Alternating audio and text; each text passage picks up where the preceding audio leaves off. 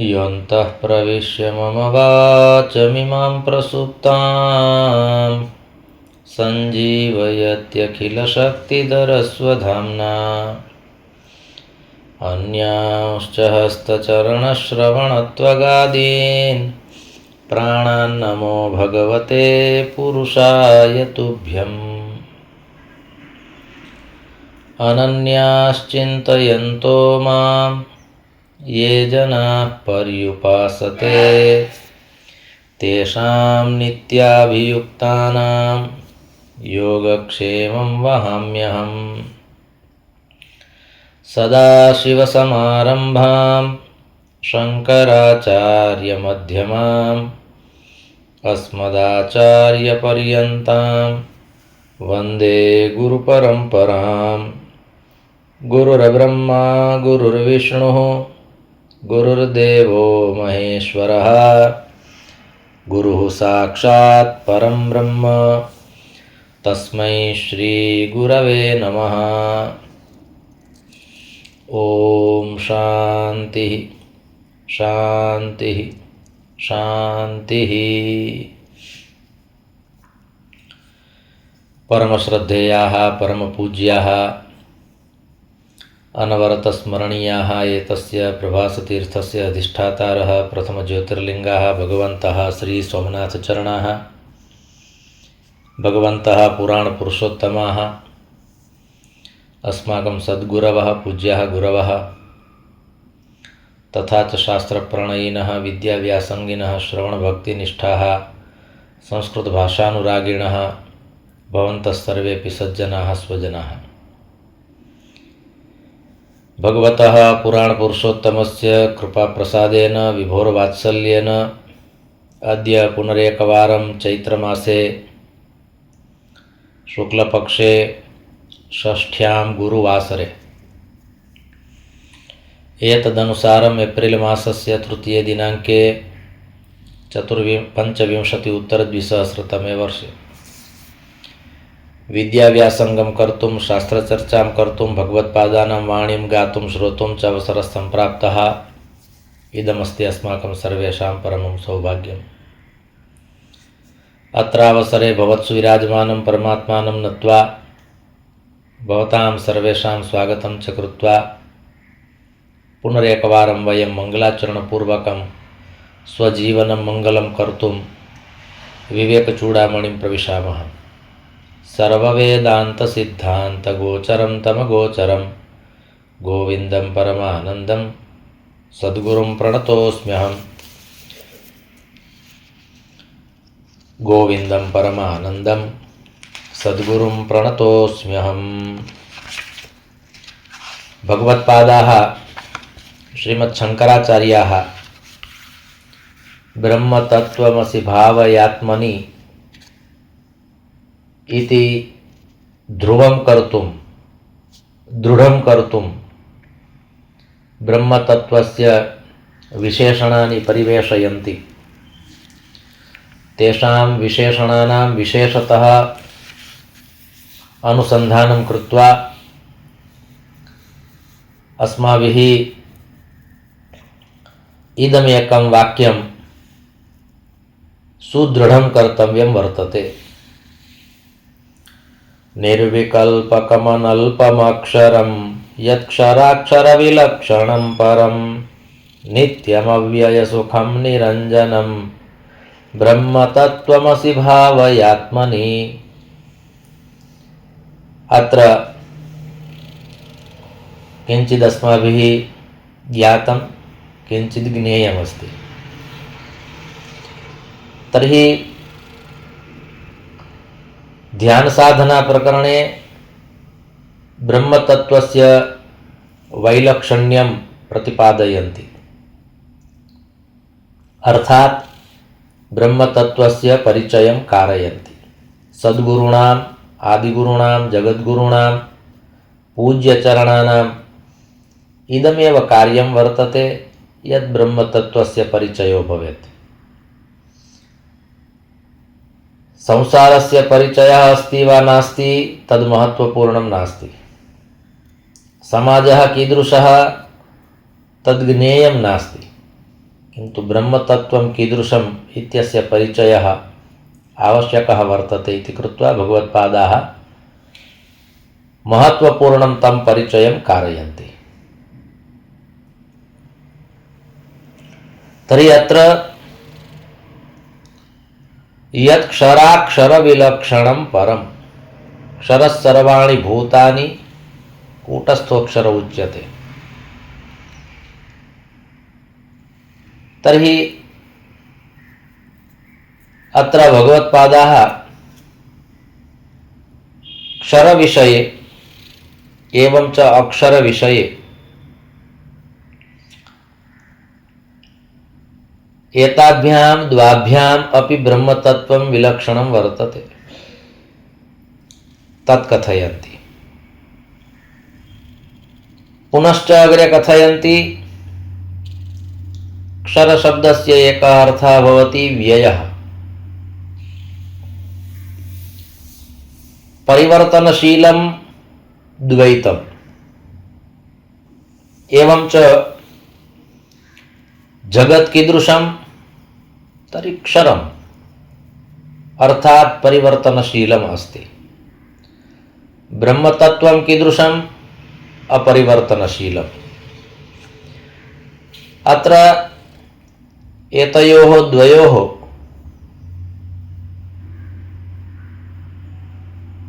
कः सामान्य भेदः अर्थात् ब्रह्मतत्त्वं कीदृशं जगत् कीदृशम्। तर्हि इदमेव प्रोक्तं यत् जगत् परिवर्तनशीलम् अस्ति। अत्र अक्षरशब्दस्य अर्थः कृतः वर्तते परिवर्तनरहिता माया।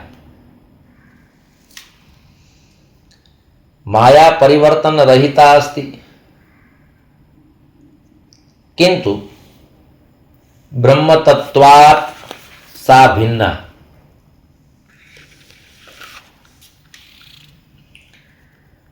एवं प्रकारेण मायायाः संदर्भे अपि परिचयः कारितः, जगतः संदर्भे अपि परिचयः कारितः।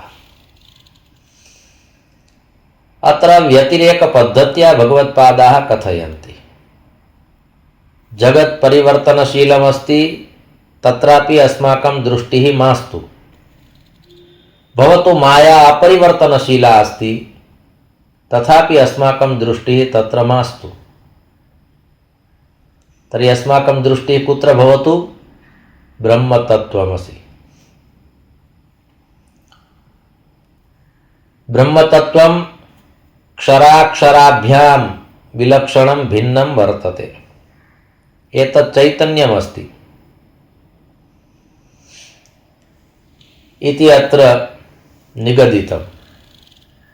ब्रह्मतत्त्वं नित्यमस्ति, ब्रह्मतत्त्वम् अव्ययमस्ति, ब्रह्मतत्त्वम् एकं परमं चरमं सुखमस्ति, ब्रह्मतत्त्वम् अक्षुण्णम् अस्ति। अविच्छिन्नधारया नैरन्तर्येण सातत्येन अनादिकालात् समानावस्थायामेव वर्तते। नित्य आनंदः अर्थात ब्रह्मतत्त्वं नित्य आनंदः।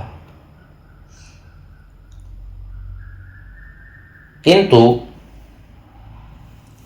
अत्र न वृद्धिः भवति न क्षयः भवति। ब्रह्मतत्त्वमसि भावयात्मनि इत्यत्र भगवत्पादाः पुनः कथयन्ति यद् ब्रह्मतत्त्वमस्ति तस्मिन् ब्रह्मतत्त्वे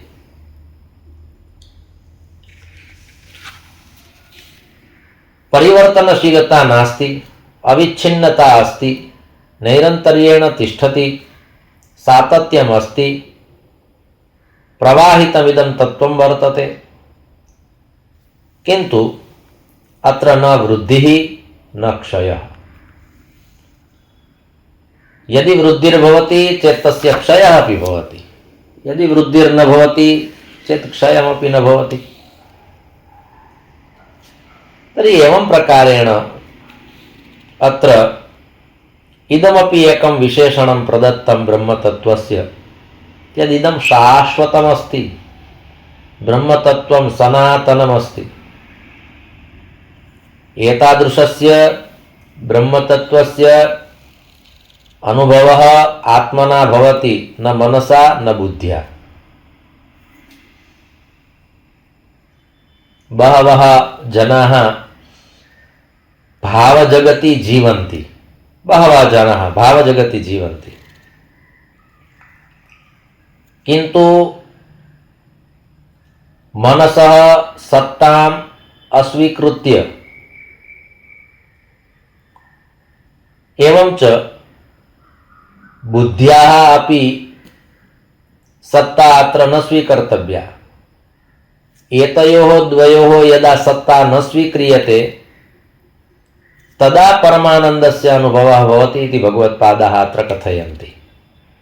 नित्यम् अव्ययं सुखं निरञ्जनं, कारणं सूक्ष्मातिसूक्ष्मः आनन्दः अस्ति। एकवारं यदि एतस्य आनन्दस्य रसास्वादः भवति, पश्चादेव ज्ञानं भवति यत् ब्रह्मतत्त्वं किमस्ति। एवं च एतस्य ब्रह्मतत्त्वस्य रसास्वादः एवमेव सपदि झटिति त्वरितं द्रुतं शीघ्रतया सपदि न भवति। तदर्थम् अभ्यासेन तु कौन्तेय वैराग्येण च गृह्यते। एतेषां सर्वेषामपि व्यतिरेकः भवति। एतेषां सर्वेषां नाम मनसः व्यतिरेकः, बुद्ध्याः व्यतिरेकः, इन्द्रियाणां व्यतिरेकः, मायायाः व्यतिरेकः, एतेषां सर्वेषां व्यतिरेकः भवति, पश्चात् तस्य अन्वयः भवति। अस्माभिः विचार्यते एकवारं ब्रह्मतत्त्वस्य अनुभवः भवेत्, पश्चात् एतत् सर्वं त्यजामि, किन्तु अत्र वस्तुतः नियमः तादृशः अस्ति, यदि एतत् सर्वं त्वं त्यजसि चेत् अनुभवं कारयामि। एतयोर्द्वयोर्मध्ये इदं युद्धं चलति।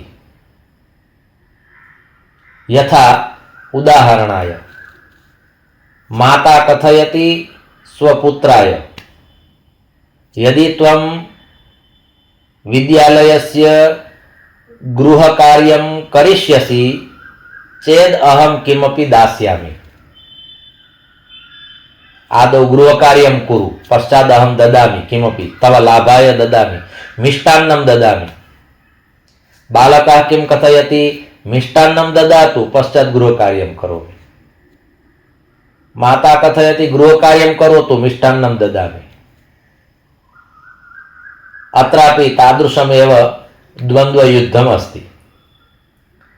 आदौ येषां व्यतिरेकः कर्तव्यः अस्ति तेषां व्यतिरेको भवति चेत् तस्य अन्वयः भवति।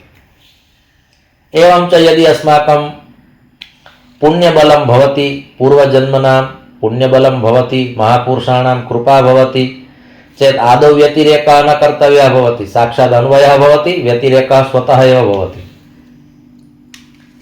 किन्तु तदर्थम् अभ्यासः आवश्यकः, संकल्पः आवश्यकः, सातत्यम् आवश्यकं, नैरन्तर्येण इदं कर्तव्यं भवति। अद्य ब्रह्ममुहूर्ते जागरणं कृत्वा साक्षात् उपवेशनं कृतम्, अनुभवः न जातः। श्वः ब्रह्ममुहूर्ते पुनः जागरणं कर्तव्यं नास्ति। किमर्थं कर्तव्यं नास्ति? अनुभूतिस्तु न भवति, एकेन दिवसेन न भवति। बहुनां जन्मनामन्ते ज्ञानवान् मां प्रपद्यते इति भगवद्गीतायां स्वयं भगवान् कथयति।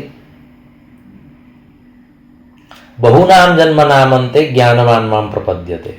बहुनां जन्मनां पुण्यं ज्ञानं संचितं भवति, तदानीं कश्चित् मां प्रपद्यते। तत्रापि सर्वे न। भगवत्पादाः कथयन्ति तद्वद् अत्र। यथा भगवान् कथयति, मनुष्याणां सहस्रेषु कश्चिद् यतति सिद्धये, यततामपि सिद्धानां कश्चिन्मां वेत्ति तत्त्वतः। तर्हि अत्रापि तदेव प्रोक्तं यत् मनुष्याणां सहस्रेषु बहवः मनुष्याः सन्ति, किन्तु ब्रह्ममुहूर्ते जागरणं कियन्तः कुर्वन्ति? कश्चिद् यतति सिद्धये जागरणं कुर्वन्ति, किन्तु पुनः ध्यान अवस्थायां के उपविशन्ति? ध्यानावस्थायामपि उपविशन्ति, किन्तु ध्यानं कति जनानां लगति? सर्वेषां न लगति। तर्हि यत्र परमात्मना उक्तं मनुष्याणां सहस्रेषु कश्चिद् यतति, यततामपि सिद्धानां तेषु सिद्धेषु जनेषु अपि कश्चित् मां वेत्ति तत्त्वतः। तत्र बहुवचनं नास्ति, एकवचनम् अस्ति। कश्चित् मां वेत्ति, सर्वेपि जानन्ति इति न, विदन्ति इति न, कश्चित् एकः मां वेत्ति। सः अर्जुनः भवति, सः विदुरः भवति, सः उद्धवः भवति, सः परमभक्तः भवति, प्रह्लादः भवति, ध्रुवः भवति। एवं प्रकारेण उत्तमाः अंशाः जीवाः भवन्ति चेत् ते जानन्ति। तत्र सर्वेषामपि गतिः नास्ति, तत्र प्रीतिः नास्ति इति अत्र प्रोक्तं वर्तते। अत्र भगवत्पादाः पुनः कथयन्ति यद् एतस्य अभ्यासः आवश्यकः। यावद् अभ्यासः नास्ति तावद् एतद् भवितुं नार्हति। अभ्यासेन तु कौन्तेय वैराग्येण च गृह्यते। तर्हि आनन्दस्य अनुभवः कर्तव्यः अस्ति। अद्भुतः आनन्दः अस्ति, सूक्ष्मातिसूक्ष्म आनन्दः अस्ति, किन्तु अस्माभिस्तु एतत् केवलं शास्त्रेषु श्रुतं वर्तते, नानुभूतमस्ति इति कदाचित् अस्माकम् अनुभवः। यत् शास्त्रे उक्तं वर्तते सच्चिदानन्दरूपाय परमात्मनः आनन्दः अखण्डितः अस्ति, नैरन्तर्येण तिष्ठति, अस्माभिस्तु कदाचित् आनन्दस्य अनुभवः क्रियते, कदाचित् न क्रियते। तर्हि ईश्वरः सदानन्दः अस्ति, जीवात्मा गुप्तानन्दः अस्ति, कदाचित् सः गुप्तः आनन्दः अभिव्यक्तः भवति। परमात्मनः आनन्दः सर्वासु अवस्थासु भवति। भगवान् श्रीरामः अयोध्यायां तिष्ठति चेदपि आनन्दः, वनं गच्छति चेदपि आनन्दः। श्रीकृष्णः मथुरायां कारागृहे अवतरति चेदपि आनन्दः, गोकुलं गच्छति चेदपि आनन्दः। सुवर्णस्य द्वारिकायां सः तिष्ठति चेदपि आनन्दः, सुवर्णस्य द्वारिका पुनः जले निमग्ना भवति चेदपि आनन्दः। सर्वासु अवस्थासु आनन्दानुभवः। किन्तु एतत् जटिलं वर्तते, वक्तुं सरलमस्ति, व्यवहारजगति अस्माकं सर्वेषाम् अनुभवः। किन्तु अत्र निरञ्जनम् इति उक्तम्। तर्हि ऋषयः मुनयः वने स्थित्वा आनन्दानुभवं कुर्वन्ति। तर्हि अत्र एकः प्रश्नः भवति, यदि प्रतिदिनं दिवसे एकवारम् आनन्दस्य अनुभवः कर्तव्यः भवति चेत् किं कर्तव्यम्? तर्हि भगवद्गीतायां 12 अध्याये भक्तस्य यानि लक्षणानि प्रदत्तानि सन्ति, तेषां समेषामपि लक्षणानां यदि अस्माभिः परिचयः प्राप्यते चेत् ज्ञातुं शक्यते यत् आनन्दः कः। यथा उदाहरणाय कथयामि, अनपेक्षः इति एकं लक्षणं भक्तस्य। अपेक्षारहितं जीवनं भवति चेत् आनन्दस्य अनुभवः भवति। समः शत्रौ च मित्रे च एकं वाक्यम् अस्माभिः स्वीकर्तव्यम्। तस्य वाक्यस्य अनुभवः, तेन अनुभवेन आनन्दः। तथा मानापमानयोः, कश्चित् अस्माकं सम्माननं करोति, कश्चित् अपमानं करोति चेदपि समाना स्थितिः, जडभरतवत् स्थितिः। किन्तु अस्माभिः विचार्यते न अहं तु जडभरतः नास्मि, सः मां जडं कथयति, अहं जडः अस्मि इति सः वदति। तर्हि अस्माकम् आनन्दः लुप्तः भवति, गुप्तः भवति। जडः कथितः उत्तमम्। तर्हि भगवद्गीतायां भगवता यद्यत् प्रोक्तमस्ति, शास्त्रेषु यद्यत् प्रोक्तमस्ति आनन्दविषये, तत्र तत्र यदि अस्माभिः सावधानेन तेषां वाक्यानाम् अनुभवः क्रियते, परिचयः सम्प्राप्यते चेत् एतस्य अनुभवः भवति। ब्रह्मतत्त्वमसि भावयात्मनि इति वारं वारम् उच्यते, भाषणं भवति, कथनं भवति, किन्तु यह साक्षात्कारः कर्तव्यः अस्ति, यह अनुभवः कर्तव्यः अस्ति, या अनुभूतिः कर्तव्या अस्ति, तत्सर्वं कदा भविष्यति? अभ्यासेन भविष्यति। किन्तु एकस्य जन्मनः इदं कार्यं नास्ति, एतत्तु सत्यमस्ति। एकस्य जन्मनः अपि कार्यं भवितुमर्हति यदि कश्चित् समर्थमहापुरुषः अस्माकं मस्तके स्वहस्तं स्वकरकमलं स्थापयति, एवं च विशिष्टाम् अनुभूतिं कारयति चेत् साक्षात् भवितुमर्हति। किन्तु तादृशाणां महापुरुषाणां संसर्गः अपि एकस्य जन्मनः फलं नास्ति। भाग्योदयेन बहुजन्मसमर्जितेन सत्संगमं च लभते पुरुषो यदा वै अज्ञानहेतुकृतमोहमदान्धकार नाशं विदाय हि तदोदयते विवेकः। भाग्योदयेन बहुजन्मसमर्जितेन, तत्रापि उक्तमस्ति बहुजन्मसमर्जितेन। एकस्य जन्मनः किमपि नास्ति,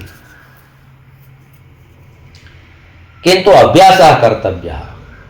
अस्माकं प्रयत्नः प्रामाणिकः भवतु। यत् नैरन्तर्येण अस्माभिः क्रियते, यथा अत्र उपस्थिताः सर्वेपि, तत्र अहमपि आगच्छामि, अस्माभिः संस्कृतभाषया वार्तालापः क्रियते, संवादः क्रियते, विवेकचूडामणिरिति ग्रन्थस्य अध्ययनं क्रियते। किन्तु इदं संस्कृतं श्रीमद्भागवत महापुराणस्य पंचमस्कन्धात् भिन्नं संस्कृतं। बाणभट्टस्य कादम्बरी वर्तते, तस्याः कादम्बर्याः भिन्नं संस्कृतं। दण्डीकवेः दशकुमारचरितमस्ति, तस्मात् भिन्नं संस्कृतं। संस्कृतभाषायां प्रौढाः ग्रन्थाः सन्ति, तत्रापि संस्कृतभाषा वर्तते, अत्रापि संस्कृतभाषा वर्तते, अस्माभिरपि संस्कृतम् उच्यते। किन्तु एतेषु सर्वेषु भाषा एका एव वर्तते, किन्तु भाषायाः प्रौढत्वं सर्वत्र भिन्नं भिन्नम् अस्ति। किन्तु यदि अभ्यासः क्रियते, अवगम्यते वा नावगम्यते, प्रतिदिनं श्रूयते चेत् कालक्रमेण वयं बाणभट्टस्यापि संस्कृतं ज्ञातुं प्रभवामः, श्रीमद्भागवत महापुराणस्य पंचमस्कन्धस्यापि संस्कृतं ज्ञातुं प्रभवामः। एवं च यद् क्लिष्टं संस्कृतम् अस्ति तद् क्लिष्टं संस्कृतमपि श्लिष्टं संस्कृतं भवति। अस्माकं सर्वेषाम् अनुभवः, यदा प्रथमं व्याख्यानं संस्कृतभाषायाम् अस्माभिः यदा कदापि श्रुतं, बहुभ्यः वर्षेभ्यः पूर्वं यदा कदापि संस्कृतभाषायां प्रथमं व्याख्यानं श्रुतं, स्वजीवने प्रथमवारं संस्कृतं श्रुतं, तस्मिन् समये तत् श्रुत्वा यावत् ज्ञानं भवति स्म, इदानीं तु तस्मादधिकं भवति। तदानीं तु अस्माभिः किञ्चिदेव ज्ञातं प्रथमे व्याख्याने। इदानीं तु एतद् व्याख्यानं वर्तते 26 अधिकं 200तमं व्याख्यानम् अस्ति इदं व्याख्यानं। तर्हि एतावन्ति व्याख्यानानि अस्माभिः श्रुतानि, उक्तानि, कथितानि, ज्ञातानि नैरन्तर्येण चेत् इदानीं भाषाप्रवेशः जातः।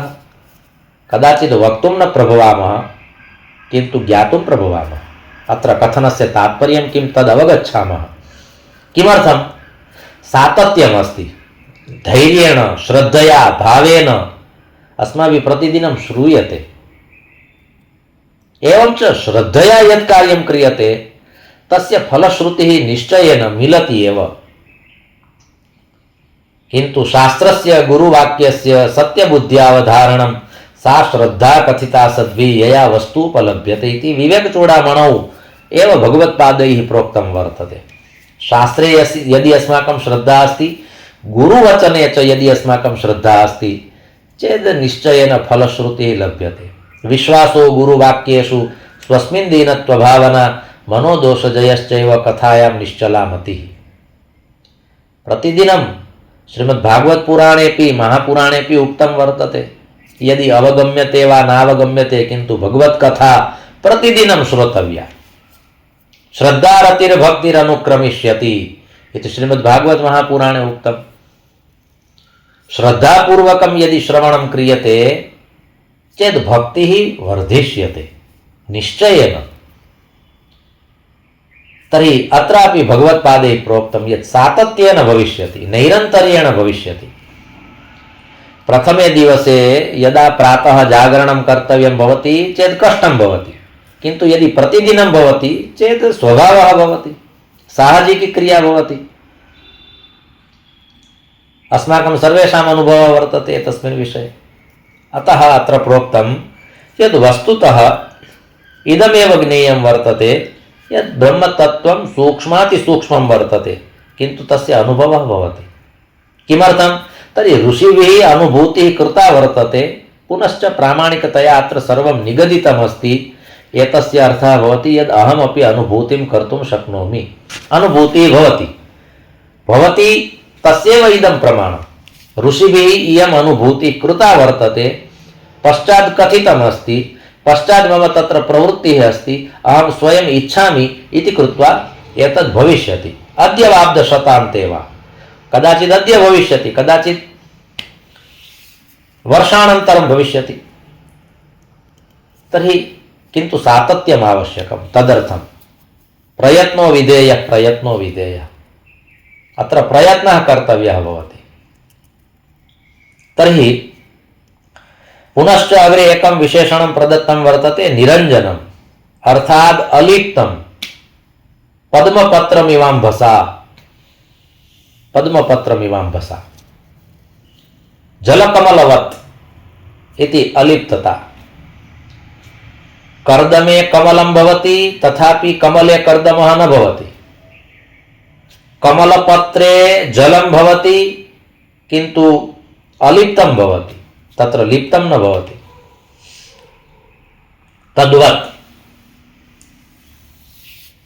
मायया विच्छिन्नः जीवः भवति, मोहेन विच्छिन्नः जीवः भवति, पश्चात् एतद् भवितुम् अर्हति, एतद् ज्ञातुं शक्यते। प्रातःकाले किमर्थम् एतत् सर्वं श्रोतव्यं? तर्हि प्रातःकाले सत्त्वगुणस्य वृद्धिः भवति। रात्रौ सम्यक् प्रकारेण निद्रा लब्धा अस्ति इति कृत्वा शरीरस्य श्रमः नास्ति। बुद्धिः प्रातःकाले अधिकं किमपि न विचारयति। मनः प्रातःकाले अधिकं चाञ्चल्यं न धारयति। यथा यथा सूर्यः अग्रे सरति तथा तथा विचाराणां वृद्धिर्भवति। रात्रिकालः भवति, तत्पूर्वं तु विचाराणां बाहुल्यम् आगच्छति। कारणं नैके जनाः आगच्छन्ति अस्माकं पुरस्तात्, नैके विचाराः आगच्छन्ति, नैके विषयाः आगच्छन्ति, नैके प्रसङ्गाः भवन्ति। पुराकाले ऋषयः मुनयः तस्मात् कारणात् एव वने स्थित्वा ध्यानम् अकुर्वन्। वने स्थित्वा किमर्थं? तत्र जनानाम् आवागमनं नास्ति, विविधाः प्रसङ्गाः न सन्ति, विविधाः विषयाः न सन्ति। एकमेव दृश्यं वर्तते नेत्रयोः पुरस्तात्, एकमेव दृश्यं। तद्दृश्यं किं? वृक्षाः सन्ति, नदी वर्तते, कश्चित् पर्वतः अस्ति, आश्रमः अस्ति, तत्र धेनवः सन्ति, अन्ये ऋषयः सन्ति चेत् ते ऋषयः अपि स्वकर्मणि प्रवृत्ताः सन्ति। एकः एव विषयः सर्वेषामपि।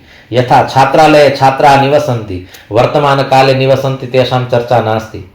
अस्माकम् अवस्थायां काले तस्मिन् समये या स्थितिः आसीत् तां स्थितिं प्रतिपादयामि। 5 घण्टानादः भवति, सर्वेपि छात्राः जागरणं कुर्वन्ति, साक्षात् स्नानादिकं कृत्वा 6 सर्वेपि सन्ध्यायाम् आगच्छन्ति। तर्हि सर्वे मिलित्वा एकमेव कार्यं कुर्वन्ति चेत् तत्र ऊर्जा वृद्धिः भवति, विचारस्य स्थिरता भवति। कारणं बहवः सन्ति, किन्तु तेषां सर्वेषामपि क्रिया एका एव वर्तते। सर्वेपि अर्घ्यप्रदानं कुर्वन्ति चेत् सर्वेपि अर्घ्यप्रदानं कुर्वन्ति, सर्वेपि गायत्री मन्त्रस्य जपं कुर्वन्ति चेत् सर्वेपि, सूर्योपस्थानं कुर्वन्ति चेत् सर्वेपि सूर्योपस्थानं कुर्वन्ति, भूमिस्पर्शं कुर्वन्ति चेत् सर्वेपि भूमिस्पर्शं कुर्वन्ति। एवं प्रकारेण सातत्यमासीत् बाहुल्यमासीत् तेन कारणेन एकं वातावरणं निर्मितं भवति। एवं च तदानीं जगतः अस्माकं स्थितिः भिन्ना भवति, जलकमलवत् स्थितिः भवति। एवमेव न भवति, जलकमलवत् स्थितिः तदानीं भवति। अतः अत्र उक्तं निरञ्जनं ब्रह्मतत्त्वं कीदृशमस्ति, निरञ्जनमस्ति। यत् अत्र ब्रह्मतत्त्वस्य यानि विशेषणानि प्रदत्तानि सन्ति तानि सर्वाण्यपि विशेषणानि त्वयि सन्ति, वर्तन्ते, तस्यानुभवः कर्तव्यः। तद् भावय त्वं भावय इति अत्र कथनस्य तात्पर्यम्। भगवत्पादाः त्वं भावय इति कदा वक्तुं प्रभवन्ति, मया एतद् भावितं, मया एतद् अनुभूतम्, इदानीं त्वम् अनुभवं कुरु। अस्माकम् अनुभवः वर्तते, अस्माकं गुरवः अपि अवोचन् शब्दरूपाणि कर्तव्यानि, धातुरूपाणि कर्तव्यानि, येन संस्कृतभाषायां गतिः भविष्यति, एतद् कुरु इति गुरवः कथयन्ति। रामः रामौ रामः इति कर्तव्यं, भवति भवतः भवन्ति इति कर्तव्यं। किमर्थं? तेन संस्कृतभाषावृद्धिः भविष्यति, भाषासौष्ठवं भविष्यति। तर्हि गुरुभिः तत् कृतम्, अनुभूतम् इति कृत्वा अत्र उक्तं त्वमपि कुरु। तर्हि यथा संस्कृतभाषाविषये शब्दरूपाणां धातुरूपाणां बाहुल्यम् आवश्यकं, तद्वदत्र भगवत्पादाः कथयन्ति यद् ब्रह्मतत्त्वस्य अनुभूत्यै मया प्रयासः कृतः, अहं तत्र सफलः जातः इति कृत्वा अहं कथयामि, त्वमपि कुरु। आज्ञा तदानीं देया भवति, एतद् कार्यं कर्तुं योग्यमस्ति। कदा एतद् वक्तुं शक्यते? यदा अस्माभिः तत् कार्यं कृतं, तेन कार्येण शुभं फलं प्राप्तं, पश्चात् अन्यस्मै कथनीयं भवति। एवं च पश्चात् वयं कथयामः, कथनीयं भवति इति न, पश्चात् कथयामः। यदि अस्माकं चेतसि शुद्धः भावः अस्ति, शुभः भावः अस्ति चेत् वयं कथयामः। तर्हि अत्रापि भगवत्पादैः प्रोक्तं निर्विकल्पकमनल्पमक्षरं यक्षराक्षरविलक्षणं परं नित्यमव्ययसुखं निरञ्जनं। सर्वाण्यपि विशेषणानि, तत्र इदमन्तिमं विशेषणं निरञ्जनं। निरञ्जनं शब्दस्य एकः अर्थः भवति अलिप्तं, द्वितीयः अर्थः भवति निष्कलङ्कः। ब्रह्मतत्त्वं कीदृशमस्ति? निष्कलङ्कमस्ति। ब्रह्मतत्त्वं तादृशं वर्तते। किन्तु यदा आकारं गृहीत्वा कश्चित् आगच्छति चेत् तत्र एकः कलङ्कः भवत्येव। यथा भगवतः श्रीरामचन्द्रस्य जीवनेपि एकः कलङ्कः। कः कलङ्कः? सीता शुद्धा आसीत् तथापि त्यागः कृतः। कृष्णस्य जीवने एकः कलङ्कः। कः कलङ्कः? स्यमन्तकमणेः चौर्यम्। वामनस्य जीवने एकः कलङ्कः। किमर्थं? छद्म कृतं बलिना सह। तर्हि एवं प्रकारेण मम कथनस्य तात्पर्यं वर्तते, भगवती अस्माकं कलङ्कः नास्ति, किन्तु यदा मानवरूपेण लीलां कर्तुं ते समायान्ति तदानीम् एतस्य एकः अर्थः भवति, अस्माकं जीवनेपि कदाचित् एकः कलङ्कः आगमिष्यति, यथा कथमपि आगमिष्यति। किन्तु ब्रह्मतत्त्वं निष्कलङ्कः, निष्कलङ्कम् अस्ति, तस्य अनुभवः कर्तव्यः। अयमपि कलङ्कः नैरन्तर्येण न तिष्ठति, नैरन्तर्येण न तिष्ठति। यथा चन्द्रमसि अस्ति एकः कलङ्कः, सूर्ये नास्ति, किन्तु सूर्ये द्वितीयः कलङ्कः कः अस्ति? तर्हि सूर्यग्रहणं भवति। केन कारणेन भवति? तर्हि सूर्येण उक्तं सः अमृतस्य अधिकारी नास्ति, तथापि अस्माकं पङ्क्तौ सः उपविष्टः। तर्हि एवं प्रकारेण कुत्रचित् कुत्रचित् एतद् आगच्छति, किन्तु ब्रह्मतत्त्वम् एकं निरञ्जनमस्ति, अर्थात् निष्कलङ्कमस्ति, तस्य अनुभवः कर्तव्यः। तर्हि एतद् भावय, आत्मनि एतद् भावय। अत्र वारं वारं भगवत्पादैः इदमेव क्रियते यत् अपरोक्षानुभूतिः कर्तव्या। भगवत्पादानाम् अयम् एकः दार्शनिकग्रन्थः वर्तते। यदि अनुकूलता अस्ति चेत् अयं ग्रन्थः अपि अध्येतव्यः, पठनीयः। अपरोक्षानुभूतिः ग्रन्थस्यैव नाम वर्तते, अपरोक्षानुभूतिः। तर्हि एवं प्रकारेण ब्रह्मतत्त्वस्य सातत्येन अभ्यासं कृत्वा, नैरन्तर्येण प्रयत्नं कृत्वा अस्माभिः कश्चित् अनुभवः प्राप्तव्यः। अत्र इदमेव कथनस्य तात्पर्यं वर्तते। अस्तु,